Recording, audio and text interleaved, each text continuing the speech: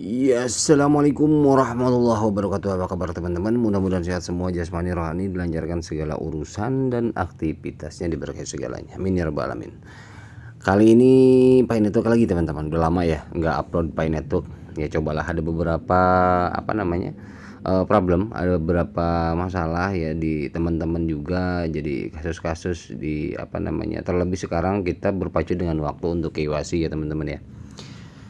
Ya, satu sisi memang banyak yang tidak kita pahami dengan progresnya daripada pengembang ya atau core team, karena ada beberapa hal yang sudah kita ikuti langkah demi langkah dan sebagainya, tapi tetap kok belum lolos, apa segala macam. Ya memang itu juga di luar kendali kita. Jadi kalau ada teman yang nanya, bang ini gimana segala macam, tapi kalau memang prosedurnya udah selesai, udah diikuti, ya saya juga nggak tahu gitu loh, bingung juga gitu kan ya. Tapi setidaknya ada beberapa hal yang harus kita pahami, dipelajari ya dari kasus teman-teman juga. Ya jujur saya juga pengennya sih tidak sesulit yang saat inilah. Artinya kita pengen KYC itu mudah, gampang ya, kemudian aksesibilitasnya juga lancar, approvementnya juga dapet ya, jadi tidak dipersulit. Artinya tidak dipersulit bukan berarti digampangin tuh maksudnya data yang itu disepelekan, bukan.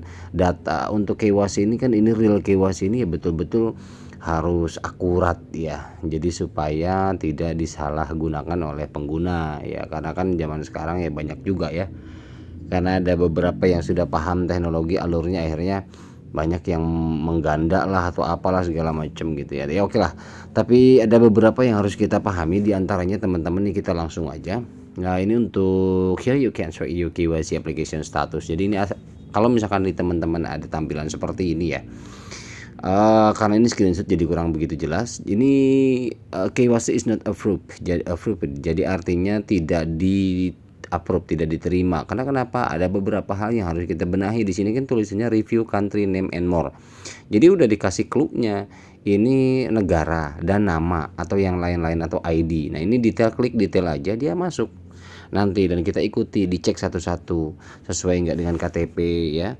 Kemudian cara penulisan, kadang-kadang huruf kapital di awal atau mungkin kecil semua, itu juga harus diperhatikan bagaimana ya.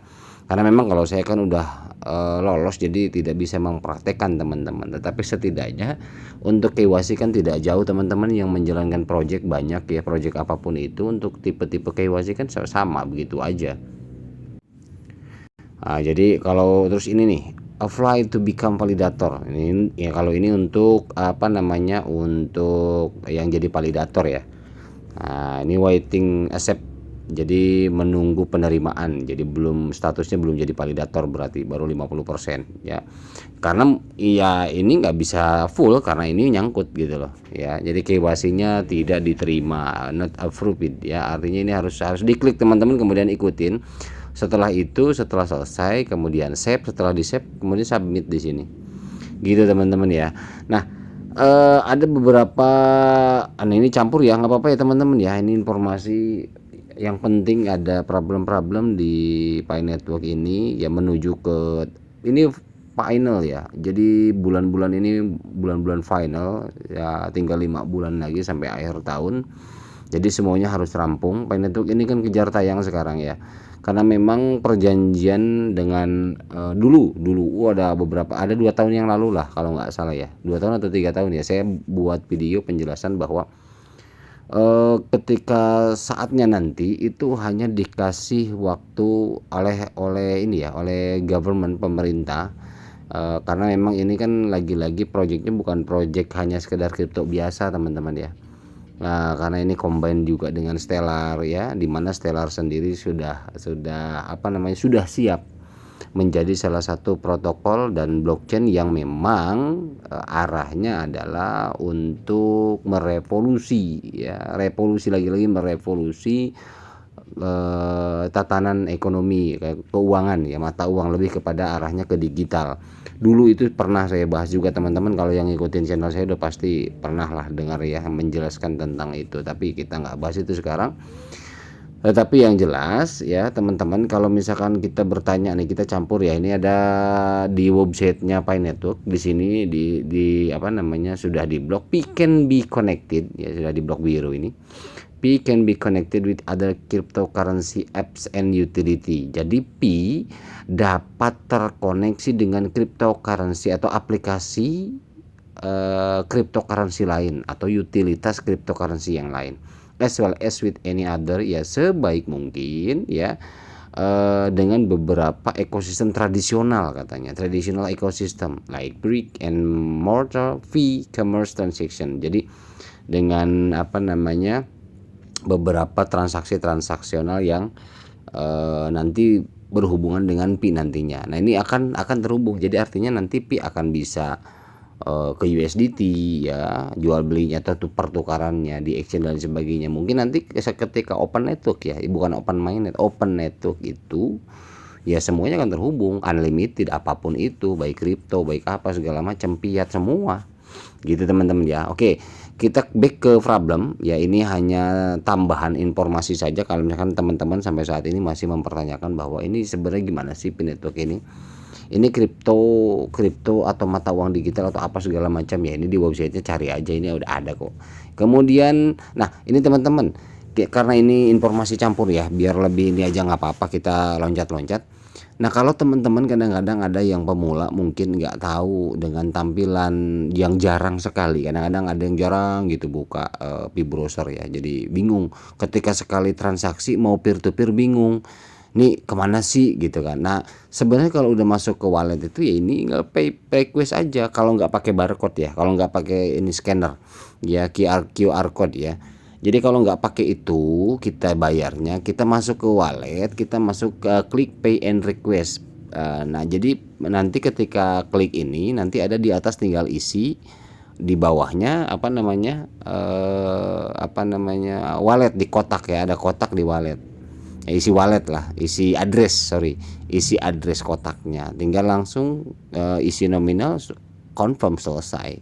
Jadi teman-teman kadang-kadang ada yang pernah baru-baru ini yang ngejapri saya kadang-kadang ya gitu, artinya ini kemana ya, ini di mana ya. Jadi karena memang belum pernah transaksi, ada yang belum pernah, ada yang mungkin pernah tapi dulu yang model lama ya, model baru kan seperti ini ya. Jadi yang ini ya teman-teman ya. Oke, kemudian lanjut. Nah untuk yang lock up ya kemarin, ini ada movable lock up. Movable lock up ini artinya lock up berjalan. Nah lock up berjalan ini kalau misalkan teman-teman lock upnya pertama misalkan anggap 100 tidak dirubah, maka token yang ada saat ini tersedia yang awalnya available jadi terlock semua. Nah ini harus hati-hati, harus dicek juga, harus dicek ya. Jadi kalau misalkan memang ini movable lock up itu seperti itu, tapi kalau misalkan kita tidak mau lock up ya kita biarkan saja. Nah, jadi maksudnya gini, kita ada di saldo misalkan 500 token, 500 koin Pi. Nah kita lock up deh misalkan 1 tahun. Nah yang lock up movable ini bukan berarti lock up hasil penambangan ke depan, enggak, termasuk juga saldo yang saat itu ada itu akan terlock, itu maksudnya movable lock up itu ya. Jadi tapi kalau kita tidak ngelock up ya enggak, kita enggak terlock up ya. Oke. Nah seperti ini teman-teman ya. Jadi ada berapa di sini. Jadi di sini ada, kalau movable lock up bukan kayak standar lock up yang awal. Movable-nya ada nominalnya, ada berapa, 61, 111 dan sebagainya. Durasi lock up-nya berapa. Karena ini kenapa ada nominal fee-nya? Ini diambil dari saldo yang ada di kita. Jadi dia akan nge-read otomatis, membaca di saldo. Misalkan kita saldo ada 50 atau ada 30,9 atau berapa lah. Di sini ya ada pilihannya, terserah. Ada 1000 misalkan. Ya berarti mau boleh 61, boleh 124 atau 1000 berapa gitu kan. Gitu ya. Ngerti ya, tinggal create di sini. Profitnya di sini nanti. Tetapi ya profitnya akan diberikan setelah masa durasi habis gitu. Nah, kemudian ini sama ya. Nah, ini kayak gini. Nah, ini kan penguncian aktif ini artinya saldo yang ada ya terkunci. 2027 413 misalkan seperti itu. Nah, ini sama terkunci, nggak bisa diapa-apain kalau udah kayak gini. Ya, nggak bisa diapa-apain. Jadi lock up awal misalkan teman-teman ini nggak dirubah nih. Berapa nih? Anggaplah 3 tahun. Nggak dirubah, akhirnya ketika tidak ada perubahan ini bisa aja ini dia ngikutin movable lock upnya, ngikutin ke lock up yang awal. Makanya hati-hati, dicek aja ya. Jadi baiknya sih prosentasenya ambil yang pendek-pendek aja, kemudian ini tidak seutuhnya, tidak 100%. Misalkan 50% atau 75% atau 25% gitu ya. Oke. Nah, kembali ke KYC teman-teman. Ini KYC juga ada contoh seperti ini, submit a fail ya, rejected application. Jadi aplikasi yang di reject, yang tidak diterima. Nah, ini nama akun, misalkan nama Inggris Sugeng Pramudi ya, nama ini screenshot dari teman ya. Nama KYC ini. Nah, ini kan nama beda. Ini kan nama beda ya. Di sini ada pertanyaan, do you think the name above represent the same person? Ya, apakah kamu pikir nama di atas ini adalah orang yang sama katanya. Alasan di rejectnya itu different account name. Jadi alasan di rejectnya itu adalah nama yang berbeda. Jadi ini nggak bisa. Nama akun sama nama ini beda, terlalu jauh kan. Ini nama cowok, ini nama cewek gitu. Nah, seperti ini udah pasti di reject gitu ya teman-teman ya. Jadi harus diperhatikan. Kalau udah selesai diganti ya baru dikirim. Nah, kemudian oke, kita kembali ke selingan ya. Ini karena saya ini screenshotnya saya sengaja nggak diurut dadakan juga kemarin. Jadi nggak apa-apa lah ya, kita longkap-longkap, loncat-loncat. Intinya ini ada tampilan seperti ini, pemahamannya begitu. Kemudian ini saya sempat kemarin tertawa juga sih, saya share juga di grup teman-teman. Ini yang gini nih kacau nih, yang kayak gini yang menyesatkan sebenarnya, menyesatkan pionir-pionir baru ya, yang nggak terlalu paham untuk project ini. Good morning friends pionir. Ini akun ini lagi, akun apa namanya, akun yang sering inilah, cuman teman-teman harus bisa milih lah ya. Jadi katanya congratulations will be announced, jadi selamat katanya akan diumumkan segera untuk harapan masa depan katanya. Wah, ini now available on the P-browser, sekarang katanya sudah bisa di P-browser. You can convert, kamu dapat mengkonversi ke USDC. Aduh, sotoy banget ini, gimana sih tampilannya? Di sini ada peer to peer, di sini ada apa segala macam. Ini kan menyesatkan, nggak begini harusnya. Ini informasi apa gitu. Jadi nggak asal aja ngarang. Aduh, kacau. Bagi yang pemula kan ini bahaya juga, repot juga. Ini benar-benar sesat banget. Ya walaupun harapannya iya, pengennya sesimpel itu, tapi kan apa ya, yang gak ada lah ke arah sana, belum tentu juga. Ini editan semua ini ya. Jadi hati-hati teman-teman menyaring informasi, menyaring berita ya. Ini kayak gini nih nggak jelas ini. Oke, kemudian nih ada lagi, kita kembali lagi ke KYC lagi. Oke ya, biar nggak terlalu pusing KYC mulu. Nah, jadi selingan ini dulu lah. Nah, sekarang kembali ke KYC lagi. Selamat datang ya, selamat datang. Nah, model-model kayak gini, ini kan tulisannya status aplikasi Anda diterapkan sedang dalam proses peninjauan. Kita nggak bisa ngapa-ngapain. Jadi teman-teman nggak usah nanya, misalkan ketemu nanya lagi ya, percuma gitu, nggak ada solusi karena memang ini sudah terlock layar, kita nggak ada tombol apapun di sini. Apakah resubmit atau apa, nggak ada. Kalau udah posisi kayak gini mau nggak mau sabar, tunggu ya, mau gimana lagi kan. Emang dari apa namanya, dari P networknya begini gitu teman-teman ya. Jadi kalau udah status begini sedang dalam proses peninjauan, mau nggak mau kita hanya menunggu karena proses peninjauan gitu. Kita nunggu pop up, nantinya pop up harus apa yang salah dan segala macam ada. Jadi timbulnya yang tadi ada yang di reject, ada yang apa kan di awal. Oke, kemudian ini ada informasi dari validator teman-teman. Nah, ini dari validator namanya Riyadi M9 ya, kemarin 10 Agustus 8 Agustus. Copy dan bagikan info ini katanya. Jika timer berjalan, nah ini ada timer, nanti di belakang habis ini kita coba lihat ada timer nanti ya. Ini ada timer berjalan, maka harus Anda lakukan adalah ketika timer melakukan KYC ada timer, atau kita melakukan mining ya, klik mining tiap hari. Itu ada timer berjalan. Nah, itulah yang harus kita perhatikan. Waktu kita di situ, waktu akun kita, nasib akun kita di situ semua di waktu itu. Jika timer berjalan, maka harus Anda lakukan adalah satu, lakukan KYC jika sudah mendapat pop up, atau yang kedua cek ya, dan selanjutnya cek mainnet, checklist Anda. Kalau ada pop up, buru-buru KYC. Kalau tidak ada pop up, cek mainnet, checklist Anda katanya ya, di menu checklist itu. Nah, kemudian cek di fitur KYC pada P-browser. Nah, P-browser kan ada kotak KYC itu menu. Nah, itu coba klik di situ, kemudian cek lagi, terus aja cek, nggak usah bosan.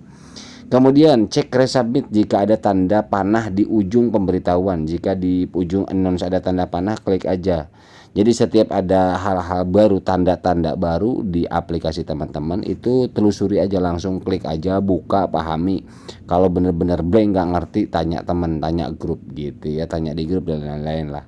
Oke ya, jika timer tidak berjalan atau pause maka abaikan. Jadi kalau itu biasanya kalau pause kan paling ngebug dan segala macam. Nah, oke. Ini lagi ada temen ya, ini lagi ada yang nanya katanya. Sepertinya beberapa isian wajib tidak ada di aplikasi Anda. Nah, kalau misalkan hal seperti ini tinggal kembali. Ini berarti artinya apa? Ada data-data di KYC yang wajib yang belum terisi. Ini kan beberapa isian wajib tidak ada di aplikasi Anda katanya. Gitu. Nah, ini harus hati-hati juga. Apakah ini bahasa memang diambil dari karena automatic read-nya dari data kita, atau memang handphonenya ada problem? Mungkin apakah data handphone ini terbaca dan lain sebagainya, apakah dulu awalnya handphone habis di crack, full crack dan lain-lain ya. Jadi ya itu juga jadi kendala juga sih. Kalau makanya kan yang paling aman itu handphone ya bawaan pabrik, jangan sampai dioprek-oprek lagi lah. Dibuka pengembangnya repot juga, nanti akan kalau hal-hal kayak gini ini susah. Karena kan setiap project itu aplikasi pasti membaca ini original, device-nya itu original atau hasil oprekan. Kalau hasil oprekan dibuka izin pengembangnya, kita yang merubah-rubah ya itu kadang-kadang ada aja jadi problem juga ya. Oke. Nah, ini yang timer tadi teman-teman ya. Timer tadi seperti ini ya. Yang pertama, ketika kita klik ini petir. Nah, klik si petir ini akan keluar seperti ini, misalkan batas waktu untuk menyelesaikan KYC Anda 50 hari. Nah, berarti si akun ini akun akun referral saya. Makanya di sini Arul 20 ya. Akun referral saya yang belum KYC tinggal foto selfie-nya doang. Ya, jadi yang lain-lain udah selesai. Nah, ini berarti dia tinggal 50 hari. Ya. Kemudian klik tambang misalkan, maka dia akan keluar seperti ini. Batas waktu untuk menyelesaikan KYC Anda 50 hari dan ini jam berjalan ya.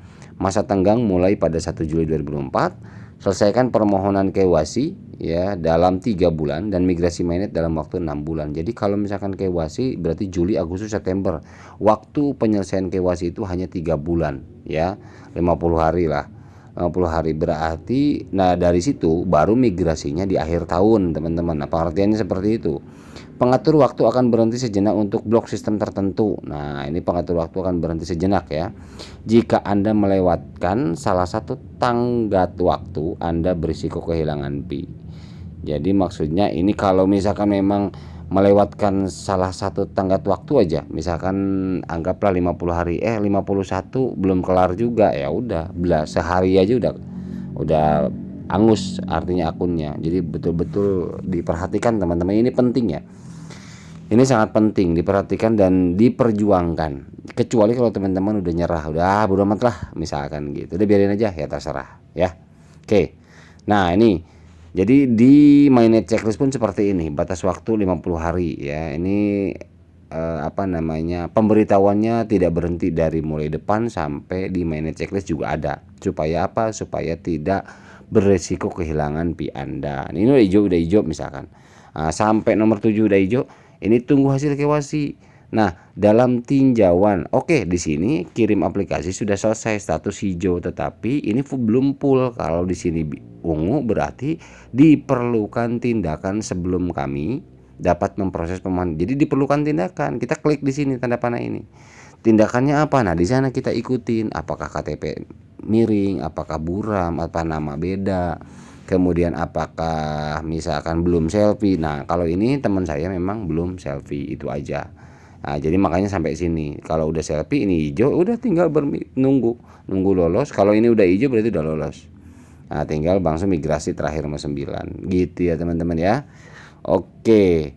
Ini habis ya. Ini terakhir nih ya. Ini hasil screenshotannya ini terakhir. Jadi tolong diperhatikan untuk masalah waktu kita untuk Pi Network ini berakhir di Desember nanti ya, untuk masalah KYC dan migrasi. Nah, jadi yang terus berjalan sampai tahun ke depan itu adalah yang betul-betul lolos KYC ya. Jadi mau nggak mau teman-teman, Terus teman-teman ada yang nanya misalkan yang akun anak gimana? Waduh, nggak ada informasi dari dev.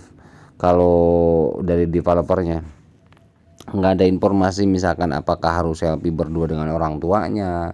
Tapi banyak yang lolos pakai KIA, kartu identitas anak. Nah, kalau yang punya silahkan segera lakukan. Tapi selfie-nya, selfie anak dibarengi dengan orang tua berdua. Gitu ya selfie-nya kalau yang saya tahu. Nah, dulu banyak yang lolos kayak gitu. Jadi kalau misalkan nggak, bagaimana yang nggak punya Kia, ya kan syaratnya harus ada yang diupload. Kalau nggak ada apa-apa, ya apa yang mau diupload datanya, itu aja. Jadi nggak usah ditanyain, kalau nggak punya Kia ya udah berarti nggak bisa. Oke ya teman-teman ya, itu aja yang dapat saya sampaikan ya. Mohon maaf bila ada salah-salah kata. Mudah-mudahan informasi ini bermanfaat buat teman-teman. Ini hanya beberapa hal saja yang saya ingin sampaikan ke teman-teman supaya ada gambaran saja. Barangkali orang di luaran sana yang memang sudah lama nggak nyambangin Pi ya, aplikasi Pi, kemudian misalkan ini bagaimana pemula, kadang-kadang hal yang ini aja kan nggak, kalau nggak tahu ya bingung juga, pusing ya. Ya barangkali ini bisa bantulah gitu ya, bantu kasih gambaran ya. Untuk lebih ininya lagi mungkin upline-nya bisa didatengin gitu kan, gitu ya. Oke, mohon maaf bila salah-salah kata. Akhir kata wabillahi taufiq wal hidayah. Assalamualaikum warahmatullahi wabarakatuh.